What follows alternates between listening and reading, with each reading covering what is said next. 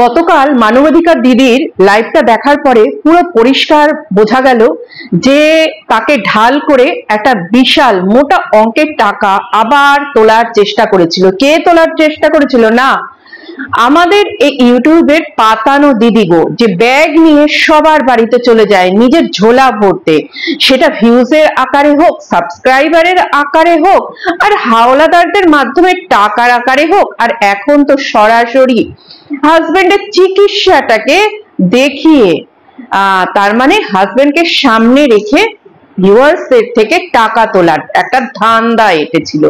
তো সেই ধান্দাটা এঁটেছিল সেটা এই আমাদের যে ইউটিউবে মানবাধিকার দিদি আছে তাকে ঢাল করে তার কাছে যত হেল্প চাওয়া হলো, এবং উনি তাকে যেহেতু বোন বলে মনে করেছিলেন, তো তাকে বলেছিল যে তার যদি কোনো টাকার দরকার হয় তার কাছে যেন চায়, তার যতটা সামর্থ্য আছে সেই অনুযায়ী তাকে হেল্প করবে। ভালো কথা, খুব ভালো। এবং এই যে দিদি বলে মহিলা, মানে পাতানো দিদি, যে উনি তখন এই কথাটাকেই, মানে ওই মানবাধিকার দিদির এই কথাটাকে, এই ভালো মানসিকতাটাকেই ক্যাশ করে নিল, যে এইটাকেই কাজে লাগিয়ে ইউটিউব থেকে আমাকে টাকা তুলতে হবে। এইবার তাকে ফোন করা হলো যে আমার হাতে একটাও টাকা নেই, মানে 7,000 টাকাটা লাগবে ডাক্তার, মানে ওষুধের জন্য, বেড ভাড়া, হেনা তেনা যাই হোক কিছু দিয়ে। তো তার হাতে নাকি 7,000 টাকাও নেই, অথচ একটা প্রাইভেট হসপিটালে তার হাজবেন্ডকে নিয়ে গেছে। যখন কোনো বাড়ির মানুষ অসুস্থ অথচ তার হাতে কোনো টাকা পয়সা নেই, তখন তো দেখবে যে স্বাস্থ্য সাথী কার্ডে যে কোথায় তার ট্রিটমেন্টটা হবে, তো সেখানে নিয়ে যাওয়ার চেষ্টা করবে, আর না হলে তাকে কোনো সরকারি হসপিটালে নিয়ে যাওয়ার চেষ্টা করবে। এখন কিন্তু সরকারি হসপিটালগুলোতে বেশ ভালো রকমের ট্রিটমেন্ট হয়, আগে যেটা হতো না, এখন কিন্তু অনেকটাই হয়। আমার বাবা অনেকবার হসপিটালে ভর্তি হয়েছে, তাকে আমাদের এই সদর হসপিটাল যে চুচুড়া, এখানে ভর্তি করানো হয়েছে। সেখান থেকে প্রথমবার যখন তার স্ট্রোক হলো তখন 15 দিন মতন থেকে এখান থেকে সুস্থ হয়ে বাড়ি ফিরেছে। কল্যাণীর যে নিউ মনে হয় যেই হসপিটাল, সেখানে হার্টের জন্য ভীষণ ভালো, সেখানে ভর্তি করা হয়েছে, সেখান থেকে সে সুস্থ হয়ে বাড়ি ফিরেছে। পিজিতে তার অ্যাঞ্জিওপ্লাস্ট বোধহয় করা হয়েছিল, না অ্যাঞ্জিওগ্রাফি করা হয়েছিল, সেখানে থেকে সে বাড়িতে এসেছে। তো আমার নিজের মেয়ে হয়েছে পিজিতে, আমার নিজের মেয়ে হয়েছে পিজিতে। আমার মেয়ের একবার জ্বর হয়ে, মানে এত জ্বর, 105 জ্বর, বুঝতে পারিনি, সেন্সলেস হয়ে পড়ে গেল। আমি তখন হাওড়া হসপিটালে, হাওড়া যে সরকারি হসপিটাল, সেখানে নিয়ে গেলাম, তার স্টিচ ফিচ গুলো করে আনলাম। মানে আমাদের এমার্জেন্সি হলে কিন্তু তখন চট করে আমরা হাতের কাছে যে সরকারি হসপিটাল আছে সেখানে নিয়ে গিয়ে যে প্রথম যে চিকিৎসাটা সেটা করানোর চেষ্টা করি। আর এখন তো কল্যাণীতে যেহেতু এইমসটা হয়েছে, তার জন্য তো আমাদের খুবই ভালো একটা ব্যবস্থা হয়েছে, সেখানে গেলে খুব ভালো আমরা ট্রিটমেন্টটা পেতে পারি। আর ওই জেএনইউ না কি একটা বললাম হসপিটালটার নাম, আমার এই মুহূর্তে মনে হয় জেএনইউ বোধহয়, সেটাও কিন্তু খুব ভালো হসপিটাল। তো সেখানে এই যে দিদি, পাতানো দিদি, সে তার হাজবেন্ডকে না নিয়ে গিয়ে সে করলো একটা প্রাইভেট হসপিটালে নিয়ে গেল। তার মানে আমরা ধরে নেব তার হাতে বেশ ভালো মোটা টাকা আছে, তাই সে ওই অত দূরে, তার বাড়ি থেকে অত দূরে নিয়ে যাওয়া হলো। তারপরে নিয়ে যাওয়ার সময়ও কিন্তু একটা কথা উঠেছে যে তাকে অ্যাম্বুলেন্সে না নিয়ে গিয়ে গাড়িতে করে কেন নিয়ে যাওয়া হলো, কেননা যার ওই শ্বাসকষ্টের অসুবিধা, অতটা রাস্তা, তখন তো তাকে অ্যাম্বুলেন্সেই নিয়ে যাওয়া উচিত, কেননা অ্যাম্বুলেন্সের মধ্যে সেই সমস্ত পরিষেবা গুলো থাকে। এবার উনি বলেছে যে উনি কেন নিয়ে যায়নি অ্যাম্বুলেন্সে, এটা আমি শুনিনি, কিন্তু ওনার সেই মাথা হাতানো নিয়ে, মানে ওনার হাজবেন্ডের মাথা হাতানো নিয়ে যখন উনি বলেছিল আমার কাছে আসো আমি মাথা হাতিয়ে দিই, মানে উনি সামনের সিটে ড্রাইভারের পাশে বসেছিল, লাইভ করতে করতে যাচ্ছিল, আর ওনার হাজবেন্ড একা একা পেছনের সিটে বসেছিল। তো উনি পেছনের সিটে কেন বসতে পারেনি, ওনার হাজবেন্ডের পাশে নাকি বড় একটা সিলিন্ডার ছিল অক্সিজেনের, তাই উনি পাশে বসতে পারেনি। তাহলে তো আমার মনে হয় পাশে মানে ওনার হাজবেন্ডের পাশে ওনাকে আরো বেশি করে বসা উচিত ছিল। কেননা গাড়ি চলতে চলতে যখন কোনো কি বলবো ঝাঁকুনি ঠাকুনি তো হয়, রাস্তাঘাট সব সময় যে একদম মসৃণ রাস্তাঘাট তা তো না। তো তখন গাড়ির ঝাঁকুনির চোটে যদি ওই সিলিন্ডারটি উল্টে ওনার অসুস্থ হাজবেন্ডের গায়ে এসে পড়তো তখন কি হতো? ওই অসুস্থ হাজবেন্ড সে নিজে অক্সিজেনটা সামলাবে না নিজেকে নিজে সামলাবে? তাহলে উনি যদি পেছনে বসতো আর ওই হাজবেন্ডকে উনি সাপোর্ট দিত, আর ওই যখন ঝাঁকুনি ঠাকুনি আসতো তখন ওই সিলিন্ডারটাকেও সামলাতো না, সেটাই তো বেশি ভালো হতো, তাই না? আমরা মানে আমাদের সাধারণ বুদ্ধিতে কিন্তু এটাই বলে, আর আমরা সাধারণ মানুষ কিন্তু এটাই করতাম যে পাশে বসে হাজবেন্ডকে সামলাতাম আর তাকে দেখভাল করতে করতে নিয়ে যেতাম। না, উনি তো পেছনে বসলে উনি লাইভ বা এই ধরনের কিছু ওটা করতে পারবে না। তারপর শুনলাম আরো অনেক ব্যাপার আছে, কেননা যে গাড়িটাই করে গেছে সেই গাড়িটা নাকি ওই কাজলাদানির গাড়ি, সেটা আর ড্রাইভারটাও নাকি কাজলাদানি, এরকম অনেক কথা শোনা গেল। কেননা উনি ওনার রথ, যেটা রথে করে ঘুরে বেড়ায়, সেই রথটা নাকি কাজলারি রথ, আর রথের যে সারথি সেটাও নাকি কাজলাই। তো এইরকম অনেক কথা, উনি যতবার যেখানে গেছে ততবার নাকি এই কাজলাদানি রথ নিয়েই যাওয়া আসা করেছে। তো যাই হোক, তো এটা আমার কিন্তু শোনা কথা। তো এইবার বলি যে টাকা তোলার ব্যাপারটা, উনি ভেবেছিল যে এই মানবাধিকার দিদির ঘাড়ে বন্দুক রেখে বা তাকে ঢাল করে আমি এই সোশ্যাল মিডিয়া থেকে টাকা তুলবো। কেননা আমরা দেখেছি মানবাধিকার দিদি কিন্তু এই যে ক্রাউড ফান্ডিং এই ব্যাপারটাতে উনি গুরুতর বিরোধী। তা সব সময় করেন যে লোক ঠকিয়ে, দর্শকদের ঠকিয়ে কেন পয়সা তোলা হবে, টাকা তোলা হবে। আর এটা ভেতরে ভেতরে যে কত টাকা তোলা হচ্ছে তা তো আমরা জানতে পারছি না। যদি একটা অ্যামাউন্ট আমরা বুঝতে পারতাম যে এর এতটা দরকার, তো এতটা হয়ে গেছে, ঠিক আছে, কিন্তু এইখানে যে তলে তলে লোকে কত লক্ষ মানে 40-50 লক্ষ টাকাও তুলে নিয়ে মেরে দেয়, সেটা কিন্তু বোঝা যায় না। হ্যাঁ, তারপরে তাদের যখন লাইফস্টাইলটা চেঞ্জ হয়ে যায় তখন আমরা আস্তে আস্তে বুঝতে পারি। আমরা ওই প্রিয়ার ক্ষেত্রেও দেখেছি, তারপরে আমরা এই যে সুতোর ক্ষেত্রেও আমরা দেখেছি, সে যতই বলুক যতই না করুক কিন্তু তার লাইফস্টাইল চেঞ্জ দেখে কিন্তু আমরা বুঝতে পারি। তো ইনিও তাই ভেবেছিল। এইবার যখন সেই দিদি, মানবাধিকার দিদি, তাকে তার কাছে 7,000 টাকা চাওয়া হলো এবং তাকে 4,000 টাকা দিল। তো উনি এটা কিন্তু ভেতরে ভেতরে হয়েছিল, ঠিক আছে, সে তোমাকে বোন বলে ভালোবাসে, তোমার হেল্পের জন্য 4,000 টাকা দিয়েছে, তো সেইটাকে লোকের কাছে আনলো, লোকের কাছে দর্শকের সামনে আনার একটাই উদ্দেশ্য, এবং আনার পরেই কিন্তু কমিউনিটি পোস্টে তার ফোন নাম্বারটা দিয়ে দিল। মানে আনার উদ্দেশ্য এটাই, ইনডাইরেক্টলি এটাই বোঝাতে চাইলো যে মানবাধিকার দিদির যেহেতু আমাকে টাকা দিয়েছে, তার মানে উনি টাকা দেওয়াটাকে সাপোর্ট করছে, মানে ওনাকে, এই পাতানো দিদিকে টাকা দেওয়াটাকে সাপোর্ট করেছে উনি।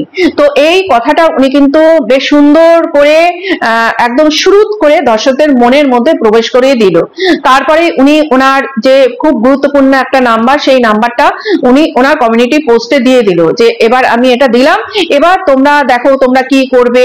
হ্যাঁ, মানে ওটাও কিন্তু দেওয়ার মধ্যে উনি সরাসরি ওখানে বলেনি, মানে এমন ভাবে দিল এটা আমার খুব গুরুত্বপূর্ণ নাম্বার, তোমরা দেখো, তোমরা তোমাদের মতন করে দেখে নাও, তোমরা যা ভালো বুঝবে তাই করবে, তোমরা আমার পাশে কিভাবে থাকবে না থাকবে। মানে তার মানেটা কি? তার মানেই তো হচ্ছে এটা যে ওই ফোন নাম্বারের মাধ্যমে, যে গুগল পে বা এই ধরনের কিছুর মাধ্যমে টাকা দেওয়ার ব্যবস্থা উনি করে নিল। হ্যাঁ, আর এদিকে ঘাড়ে বন্দুকটা রাখলো কার? ঢালটা রাখলো আমাদের যে ইউটিউবের মানবাধিকার দিদি আছে তার, যে সে তাকে প্রথম হেল্প করেছে। তার মানে এটা দর্শকদের সামনে সুন্দরভাবে বুঝিয়ে দিল সে এটাকে কিন্তু সাপোর্ট করছে, যে আমাকে ফোন করেছে, জিজ্ঞাসাবাদ করেছে, আমাকে টাকা দিয়েছে, তার মানে সাপোর্ট করছে, এবার আমি এটা করি। এবার তার মনে মনেই কিন্তু ছিল যে আমি এই যে মানে ওই যে পাতানো দিদির মনে মনেই এটা ছিল, তার হাজবেন্ড এখন অসুস্থ হয়েছে, এই অসুস্থতাটাকে লোককে দেখিয়ে আমাকে প্রচুর টাকা তুলতে হবে, এটা উনি আগে থেকে মানে ভেবে ঠেবে রেখেছিল যে এটা আবার কি করে তুলবো। এবার আমি যদি ফট করে আমি কিউআর কোড উনি দেয় না, কখনোই উনি দেয় না। উনি যখন সন্দীপকে নিয়েও বিজনেস করেছে তখনও উনি দেয়নি কিউআর কোড, তখনও অন্যরকম ভাবে উনি টাকা নিয়েছে, কিন্তু সেটা যাই হোক হতেও হয়নি, ধামাচাপা পড়ে গেছে, বেরোয়নি। তো উনি অন্যরকম ভাবে টাকা নেয়। তো উনি এই যে ফোন পের মাধ্যমে উনি ভেবেছে যে এটা উনি অলরেডি ভেবে রেখেছে করবে, তো তার জন্য উনি একজনকে পাঠালো মানে ফোন করালো যে মানবাধিকার দিদির কাছে একটু পারমিশনটা নিয়ে নাও, তাহলে কি এটা ফোনের মাধ্যমে ইয়ে থাকবে, কি বলে একটা মানে কি বলবো, আরে বলো না, যে ফোন কল যে রেকর্ড হয়ে থাকবে, প্রমাণ প্রমাণ প্রমাণ হয়ে থাকবে, মানে ঠিক টাইমে ঠিক কথাটা মনেও পড়ে না, প্রমাণ হয়ে থাকবে। পরে যদি কোনো অসুবিধা হয় বা পরে যদি কেউ ওনার উপরে আঙুল তোলে যে তুমি কেন নাম্বার দিয়েছো, বা ওই মানবাধিকার দিদিও যদি বলে যে কেন নাম্বার দিয়েছো, তখন এই ফোন রেকর্ডিং বা যেটাই বলো সেটা সবার সামনে তুলে ধরবে যে আপনিই তো বলেছিলেন দিতে। এবার মানবাধিকার দিদি যেহেতু এটা কোনো রকমই সাপোর্ট করে না, যে টাকা তোলার ব্যাপারটাকে সাপোর্ট করে না, আমি বলবো একদমই ঠিক করে, একদমই এটা একটা কাজের জায়গা, এখানে কোনো টাকা তোলাতুলির কোনো কারবার এখানে চলবে না, এখানে টাকা তোলাতুলির কোনো কারবার চলবে না। তাহলে মানে আজকে এই একটা দুটো করতে করতে এত জনের মধ্যে এই জিনিসটা ছড়িয়ে গেছে। আগে তো ছিল অল্প, আর তাদের সত্যিই দরকার ছিল, আগে যেগুলো হয়েছে সেটা তাদের সত্যিই দরকার ছিল, আর এখন এই ভালো ঘর, ভালো বাড়ি, ভালো খাওয়ন দাওয়ন, মানে চাকরি, আমার বাড়ির এই এই র্যাঙ্কে মানে এই বিদেশি কোম্পানিতে চাকরি, তারপরে তো আরো নানান রকম মানে বসে বসে এসিতে বসে বসে 2-3 ঘন্টার কি বলে লাইভ করছে, তো সেইগুলোতে বিল, ইলেকট্রিক বিল ঠিল আসে না, কিছুই আসে না, ও সবই ফ্রিতে পায়, মানে সেটাও হয়তো দিয়ে দেওয়ার জন্য লোক আছে, ও এইরকমই কাজের লোকটা মনে ওকে ফ্রিতে কাজ করে দিয়ে যায়, এইরকমই বাজারওয়ালা বাজারে যায়, ওর কিছুই নেই, ও কিছুই নেই, বাজারও এমনি এমনি দিয়ে দেয়, ওর মুখ দেখে বাজার দিয়ে দেয়, ও আপনি অমুকের হাজবেন্ড না, আমাদের অমুক দিদির হাজবেন্ড না, তো আপনাকে এই দামি মাছটা দিয়ে দিচ্ছি, আপনাকে খাসির মাংসটা 2 কেজি খাসির মাংস দিয়ে দিচ্ছি, টিন আপনাকে ঘি দিয়ে দিচ্ছি, আপনি তো আবার মানে ঘিয়ের লুচি ছাড়া খাইতে পারেন না, এইরকম আর কি ব্যাপার।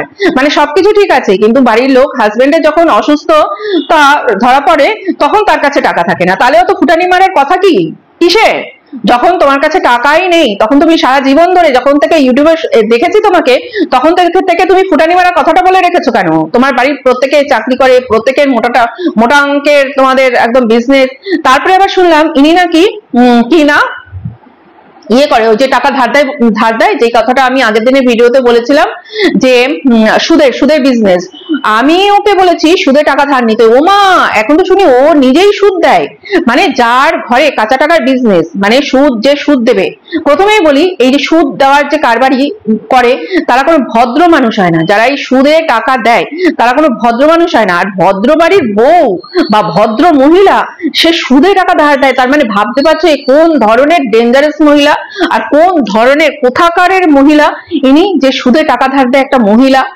কোথাকারের মহিলা, কোন মানে মার্কেটের মহিলা, বুঝতে পারছো তো তোমরা? হ্যাঁ, এখনো বুঝতে যদি না পারো তাহলে আশেপাশে একটু খোঁজ নাও, কারা সুদে টাকা ধার দেয়, কারা, যারা সুদে টাকা ধার দেয় তারা নিশ্চয় ভদ্রলোক হয় না, কেননা যে সুদে টাকা ধার দেবে, ধরো 2-3 জনকে সুদে টাকা দিল, তাদের 10% কিন্তু পার্সেন্টেজটা 10% নেয়, আর আমাদের ব্যাংকে এখন ক পার্সেন্ট দেয়, 2%ও বোধহয় দেয় কিনা সন্দেহ, হ্যাঁ, আর এরা 10% নেয় সুদ, তো এদের টাকা যদি মনে করো কেউ 50,000 60,000 টাকা নিল, তো দিতে পারলো না, ঠিক টাইমে দিতে পারলো না, এবার সেই টাকাটা তো একে তুলতে হবে, এই যে সুদ কারবারি মহিলাকে তুলতে হবে, তো তাকে কি ভালো মিষ্টি কথা বললে সে যে টাকা ধার নিয়েছে সে কি দেবে না তো, তার তো দেওয়ার ক্ষমতাই নেই, সে কোথা থেকে দেবে, তখন তার উপরে কি করতে হবে, গালাগালি করতে হবে, চিৎকার করতে হবে, গুন্ডা পুষে রাখে, এরা আবার গুন্ডাও পুষে রাখে জানো তো, বাড়িতে গিয়ে হামলা করার জন্য, যারা এরকম সুদে টাকা ধার দেয়, এগুলো তো পুরো ইললিগাল কাজ, এদের বিরুদ্ধে না কেস করা দরকার, এই যে সুদে টাকা ধার দেওয়ার ব্যাপারটা পুরো ইললিগাল কাজ, পুরো এদেরকে সুদের মানে কেস করতে হয়।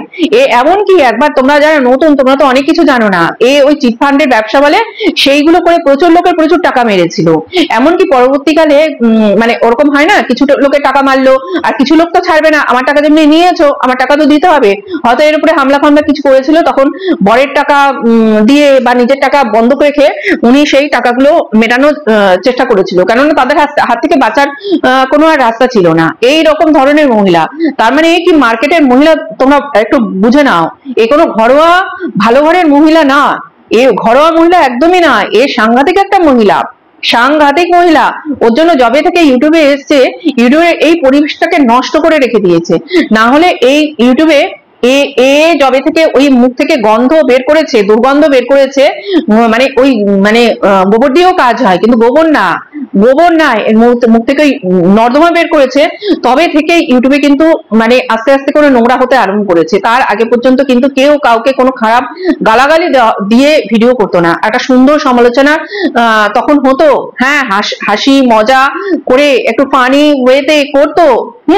কিন্তু এইটা প্রথম শুরু করেছিল, ওরে বাবা লঙ্কা বাটা, এখানে বেলুন চাকি, ওখানে অমুক তমুক, ওরে বাপরে। আমি তো যখন থেকে শুনেছিলাম প্রথম, তো তখন ভেবেছিলাম যে একটা মহিলা এইরকম করে কি করে বলতে পারে, তা আবার এরকম সোশ্যাল মিডিয়াতে এসে কি করে বলতে পারে। হ্যাঁ, এটা সবাই দেখছে এই ভিডিও, মানে শুধু তো ওনার অব্দি তো সীমাবদ্ধ না, এটা চারিদিকে ছড়িয়ে যাচ্ছে, দেশ বিদেশ সবাই দেখছে। কি ভাবছে যে কত ধরনের মহিলা, হ্যাঁ কি ধরনের মহিলা এরকম ভাষা দিয়ে ভিডিও করছে, ছি ছি ছি ছি ছি। তো অনেকেই ভাববে যে এই মহিলাকে আমি পছন্দ কেন করি না, মানে অনেকে ভাববে হয়তো এ কি যেখানে বড় হয়েছে তার জন্য আমি পছন্দ করি। না না না, একদমই না, একদমই না। এর কোথায় জন্ম হয়েছে, কোথায় বেড়ে উঠেছে, তাই নিয়ে আমার কোনো মাথা ব্যথা নেই, কিন্তু তার মানে কিভাবে পারভারিশ হয়েছে, কি কর্মটা তার, কি ওই কথায় আছে না, জন্ম হোক যথাতথা, কর্ম হোক ভালো। তো এর কর্মটা কি করছে, তার জন্য একে আমার পছন্দ না। না হলে কিন্তু প্রথম প্রথম যখন বুঝতে পারিনি ইনি এইরকম, তার রূপটা ফুটে বেরোয়নি, মানে জবা মাসি হওয়ার আগে, মানে এর জবা মাসিও এর নাম, জানো তো, জবা মাসি নিয়েও একটা গল্প আছে। মানে একজন ওকে বলেছিল যে তুমি এরকম নাইটি পরে এসে ইউটিউব করবে না, একজন বলেছিল, খুব ভালো মানুষ একজন বলেছিল, তাকে অনেকেরই খারাপ লাগে, কিন্তু সত্যি কথা বলতে আমি তার সঙ্গে পার্সোনালি কথা বলেছি এবং তাকে আমার ভীষণ ভালো লাগতো। হ্যাঁ, এবং লাগে, ভালো লাগে। অনেকদিন আবার কথা হয় না, অনেক বছর হয়ে গেছে কথা হয় না, মানে বছর দুয়েক তো হবে তার সঙ্গে কথা হয় না, কিন্তু আমি যেটুকুনি ওনার সঙ্গে কথা বলেছি, একজন শিক্ষিত মানুষ ছিল এই ইউটিউবে, কিন্তু উনি একে এই এর যে গ্রুমিং বলো, সেই কিন্তু একে গ্রুমিংটা করেছিল, একজন শিক্ষিত মানুষ ছিল। তো ওকে বলেছিল যে ওই মানুষটি এই যে এই পাতানো দিদিকে বলেছিল যে তুমি এইভাবে ভিডিও করবে না, তুমি নিজেকে একটু প্রেজেন্টেবল ভাবে তৈরি করো, তুমি একটু ফুল টুল দিয়ে বসো। মা উনি বলেছে ফুল টুল দিয়ে বসতে, সে তারপরে মাথায় জবা ফুল গুজে বসে একদম ভিডিও করতে আরম্ভ করলো। কি অদ্ভুত। হ্যাঁ, তো এইরকম ইনি যে ভালো ভালো লোকের সান্নিধ্যে আসেনি তা কিন্তু না, এনার কিন্তু কপালটা সত্যিই ভালো, উনি ভালো ভালো লোকের সান্নিধ্যে এসছে, কিন্তু তাদেরকে না ধরে রাখতে পারিনি, তাদেরকে ধরে রাখতে পারিনি। তো যাই হোক, কি বলছিলাম জানি, ভুলেই গেলাম। হ্যাঁ, যেটা বলছিলাম, উনি ওই জবা মাসি হওয়ার আগে, তখন তো ওনার রূপটা বেরোয়নি, তো তখন কি আমি ওনাকে দুই একটা কমেন্ট করেছিলাম। তারপরে যখন ওনাকে বুঝলাম উনি কি সাংঘাতিক খতরনাক, যাকে যাকে উনি মানে সিঁড়ি করেছে তাদের মাথায় সিঁড়ি দিয়ে, মানে মাথায় পা দিয়ে মাটির তলায় ঢুকিয়ে দিয়ে তারপরে উনি উঁচুতে উঠেছেন। হ্যাঁ, শেষ পর্যন্ত দেখলাম সন্দীপকেও না, শেষ পর্যন্ত এই মানবাধিকার দিদিকেও করার চেষ্টা করলো, সন্দীপকে তো করেইছে, মানবাধিকার দিদিকেও করার চেষ্টা করেছে। তো হচ্ছে এই টাইপের। এখন যারা যারা নতুন দর্শক আছে তাদেরকে মানে কি বলবো, তাদেরকে খুব দোষ দিলেও হয় না, তারা বুঝবে না, তারা এক্ষুনি বুঝবে না, কেননা এনাকে বুঝতে একটু সময় লাগবে। এখন তো মানে একটা মুখোশ, আমরা মুখোশটাকে খুলে পড়তে দেখেছিলাম তাই আমরা জানি, আর যারা নতুন তারা তো ওনার অলরেডি মুখোশ আলাদাই দেখছে, ওনারা বুঝবে না। আর অত পুরনো ভিডিও, সেই 3.5 বছর 4 বছর আগের ভিডিও গিয়ে সব ভিডিও হয়তো নেই, সেগুলো দেখাও তাদের সম্ভব না। আর অলরেডি তারা একে যেই রূপে দেখেছে, যে একটা পট্টি পড়ে আছে, মানে দেখতে দেখতে সম্মোহনী বিদ্যা বলে না, উনি খুব ভালো সম্মোহনী বিদ্যা বলে, তো তাদের পক্ষে জানাটা অতটাও এখন ইয়ে না।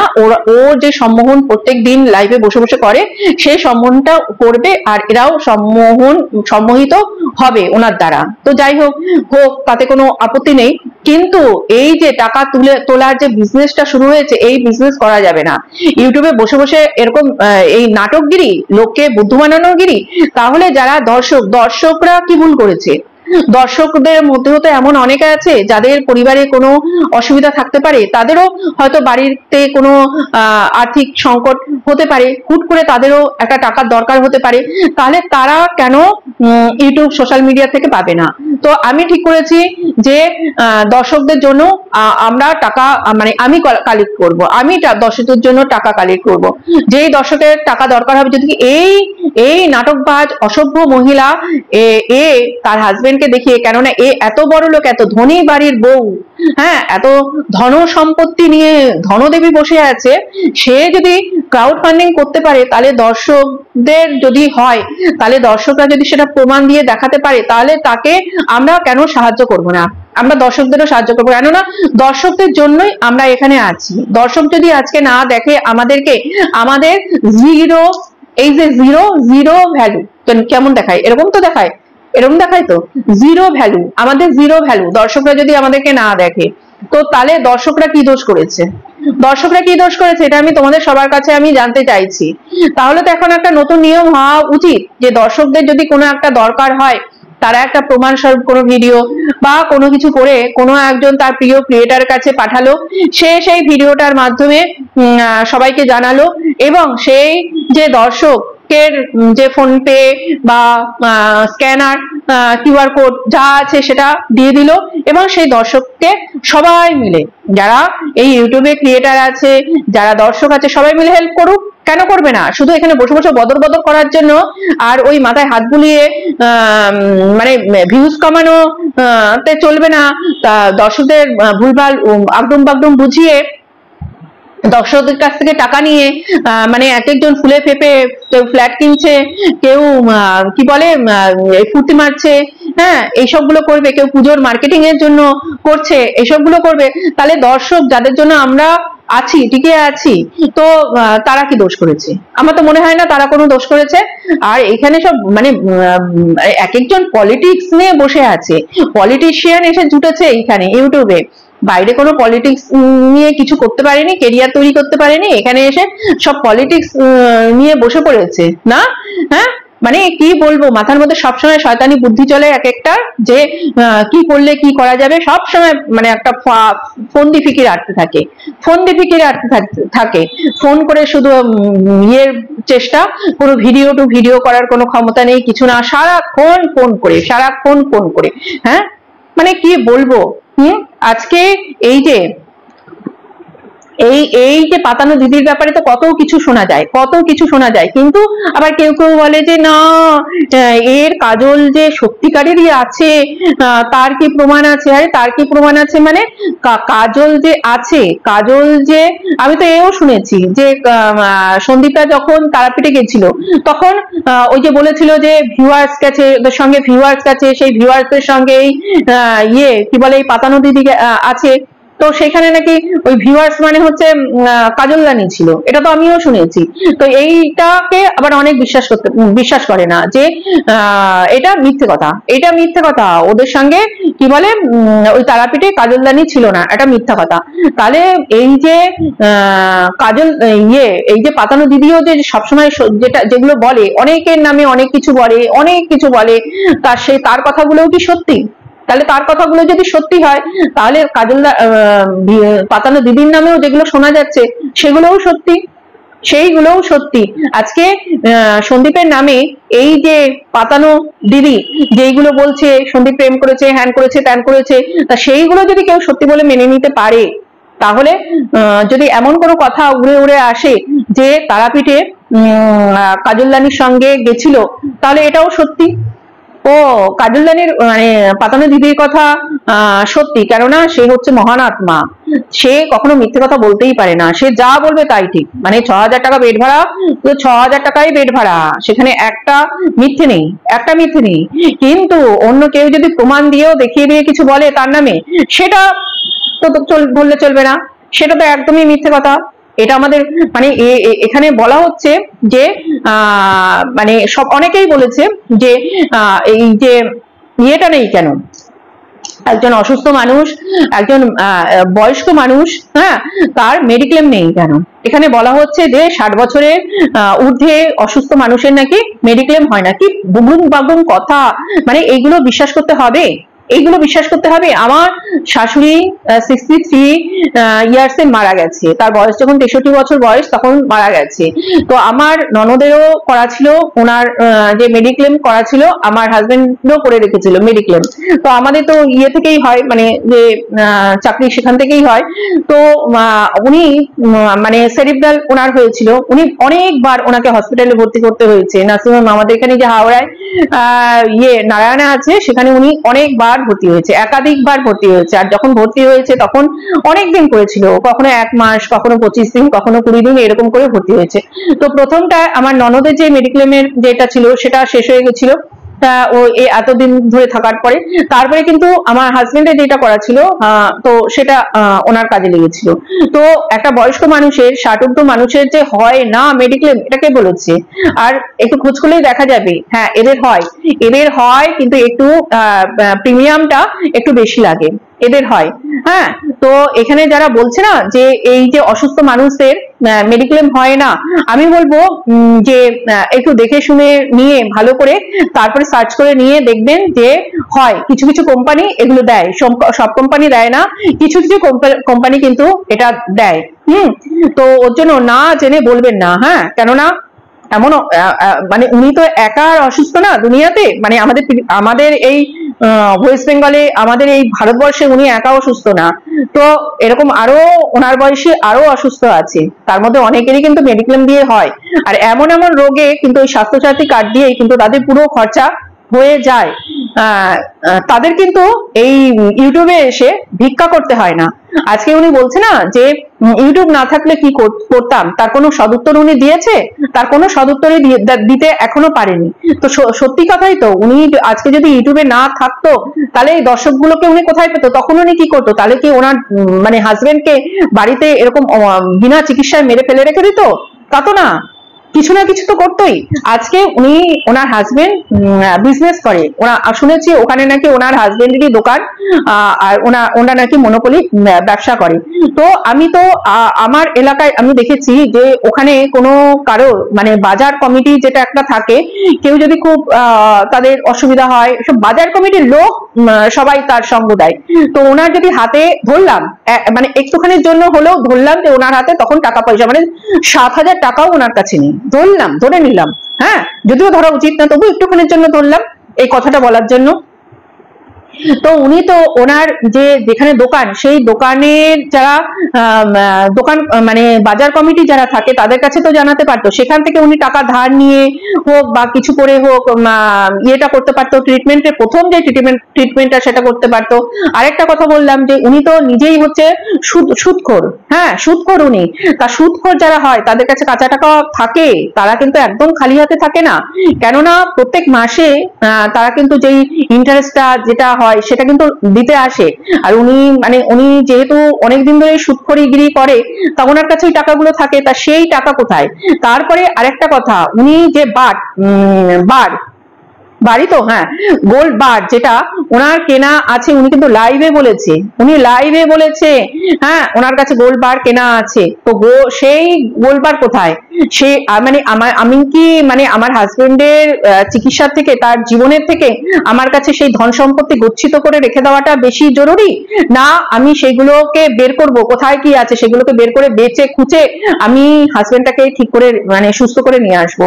এদিকে উনি কি বলছে যে কালকে তোমরা লাইভটা ওনার দেখবে ভালো করে, যেখানে নাকি ওই যে একটা মহিলা আছে না যার বাড়িতে গিয়ে এখন উঠে আছে, তার আমি নাম নিতে চাইছি না, ওনার বান্ধবীকে যখন উনি বলছে না যে আমাকে 4,000 টাকা ধার দিবি তো আমি মিটিয়ে দেবো, তখন বলার সময় তারা আমি দেখাচ্ছি এইরকম পুরো চোখ টিপলো ওনার বান্ধবীকে, যখন এই কথাটা বললো এই 4,000 টাকা দিবি তো, এক্ষুনি দে তো আমি ওনাকে মিটিয়ে দেবো, এইরকম করে চোখ টিপি দিয়ে বললো। তার মানে কি?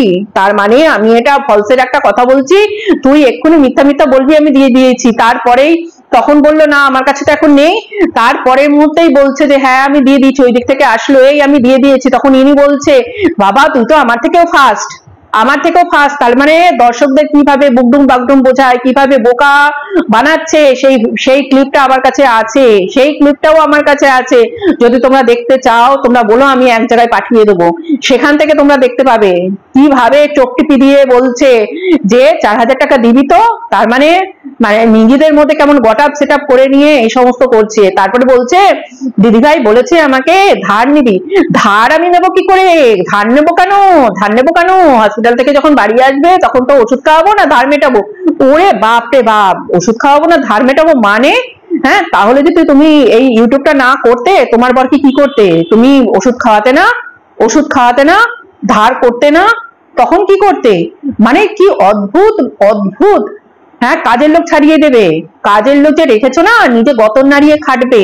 হ্যাঁ, আর ওই কাজের লোকের যে টাকা, সেই টাকা দিয়ে ধার মেটাবে। বুঝেছো? তিনটে কাজের লোক, একটা হচ্ছে নারকেল গাছ ছাড়ানোর জন্য, ঘর পরিষ্কার করার, বাড়ি পরিষ্কার করার জন্য রোজ আসে শুনেছি এক জায়গায়, আর দুখানা ঘরে আছে রান্না করা আর যে ঘর মোছা কোনাকানি পরিষ্কার করা। নিজে করবে, নিজে করবে আর কাজের লোক ছাড়িয়ে দেবে। সেখানেও তো কম দিতে হয় না সবসময়। ওইরকম অতগুলো কাজের লোক থাকলে কম করে ধরো 3,000 3,000 6,000, আর বাইরের লোকটাকে ধরলাম যে হাজার খানেক বা 1,500 ধরলাম। হ্যাঁ, 7-8 হাজার টাকা তো কাজের লোকের পেছনেই যায়। তাহলে সেই টাকা দিয়ে ধার মেটাবে। ধার করো, লোন করো, আর যেগুলো ওই ভেতরে ঢুকিয়ে রেখেছো লোককে জানাচ্ছ না যে আমার ধন সম্পত্তিই থাকবে, আর লোকের কাছে মানে টাক দিয়ে লোককে একদম মাথায় কাটাল ভেঙে নিয়ে এসে সেইগুলো দিয়ে আমি খরচ করব, আর বাকি যেগুলো থাকবে সেইগুলো আমি একদম ফিক্সড করে রেখে দেবো বা গোল বার কিনে রেখে দেবো। হ্যাঁ, এই পুজো আসছে সামনে, বেশ সুন্দর সিল্কের শাড়ি কি বালুচরি শাড়ি, এইগুলো সব পরবো। হ্যাঁ, পরে গয়নাগাঠি পরে ঘুরে বেড়াবো। তো তোমাদের সামনে ওই ঘুরন্তি চেয়ারে বসে বসে দেখাবো আমার ঘুরন্তি চেয়ার আছে। হ্যাঁ, মানে কি কি এখানে কাকে কোন মহিলা এইখানে কন্ট্রোভার্সি করছে ঘুরন্তি চেয়ার নিয়ে? হ্যাঁ, মানে নিজেকে খুব বড় একটা মানে অফিসের কি বস দেখাতে চাইছো? হ্যাঁ, ঘুরন্তি চেয়ার নিয়ে ঢং করা, লোকের সামনে ঢং করা। মানে কি বলবো, এই যে যারা বড় বড় যে ইয়ে আছে, রোস্টাররা আছে, রোস্টারদেরকে দেখেছে যে ওই চেয়ারে বসে তারা রোস্টিং ভিডিও করে, ও ভেবেছে আমিও সেই রকম একটা হয়ে গেছি। পাগল কোথাকারে ফালতু মহিলা। হ্যাঁ, কার সঙ্গে কার তুলনা, কার সঙ্গে কার তুলনা? একটা ঘুমন্তি চেয়ার নিয়ে এসে লোককে দেখানো বড় বড় ফুটানি। যদি এইরকম ভিক্ষাবৃত্তি করতে হয়, ফুটানি মারা কথাগুলো বলবে না, বলবে না ফুটানি মারা কথাগুলো। এতদিন ধরে লোককে যা ফুটানি মারা কথা বলে এসছো, লোককে অপমান করে এসছো, সেইগুলো বলবে না। আর একটা সব থেকে গুরুত্বপূর্ণ কথা বলি তোমাদের সামনে, অনেক জায়গায় উঠে আসছে যে এই মহিলা বলে এসছিল না যে ওনাকে কোথায় কুড়িয়ে পেয়েছে পুলিশ স্টেশন থেকে, ওই জায়গায় মানে ও যেখানে যে ওকে বড় করেছে তারা হচ্ছে মানে ওই ধরো যারা ওই রকম তোমরা জানো পতিতাবল্লীতে বড় হয়েছে। তো আমি একটা কথা পরিষ্কার করে বলে দিচ্ছি, এইটা প্রশ্ন উঠেছে যে কোনো পুলিশ স্টেশন থেকে কি কোনো কন্যা সন্তানকে পতিতাপল্লীতে অ্যাডপ্ট দেয়? কন্যা সন্তান কেন, কন্যা সন্তান কেন কোনো পুত্র সন্তানকেও পতিতাপল্লীতে অ্যাডাপ্টের জন্য দেবে না। আর এ তো কন্যা সন্তান। যেটা বলেছে সেটা সম্পূর্ণ মিথ্যে কথা বলেছে, সম্পূর্ণ মিথ্যে কথা বলেছে। হয়তো ওর ওখানেই জন্ম, এটাও হতে পারে, হয়তো ওর ওখানেই জন্ম। ও যে বলেছে কুড়িয়ে পেয়েছে কোনো পুলিশ স্টেশন, পুলিশ সেখান থেকে ওকে ওই পতিতাপল্লীতে অ্যাডপ্টের জন্য দিয়েছে, মিথ্যে কথা, পুরো সমস্তটাই মিথ্যে কথা এখানে তুলে ধরা হয়েছে। হ্যাঁ, তো আজকে এইটুকুনি, ভালো থেকো, সুস্থ থেকো। আর এই উগডুম বাগডুম নিয়ে যেসব লোকের সামনে বলতে বসেছে, এই কথা কেউ বিশ্বাস করবে না। বড় একটা চাল চেলেছিল, আজকে মানবাধিকার দিদিকে সামনে রেখে, তার যে পজিশন সেটাকে সামনে রেখে সে মোটা টাকা একটা নিজের ঝোলাতে ভরার চেষ্টা করেছিল, এবং টাকা তোলা হয়েও গেছে, টাকা তোলা হয়েও গেছে। সন্দীপের টাইমে সন্দীপের নাম করে ভেতরে ভেতরে প্রচুর টাকা হাওলাদারদের মাধ্যমে তুলেছে, প্রচুর টাকা তুলেছে। সেটা বেরোয়নি, সেটা যেহেতু বের করার চেষ্টা করা হয়নি বলে সেটা বেরোয়নি। কিন্তু বেশি খোঁচাখুচি করলে একটা না একটা সময় সমস্ত প্রমাণ নিয়ে সবাই আসবে। তো টাটা, গুড নাইট।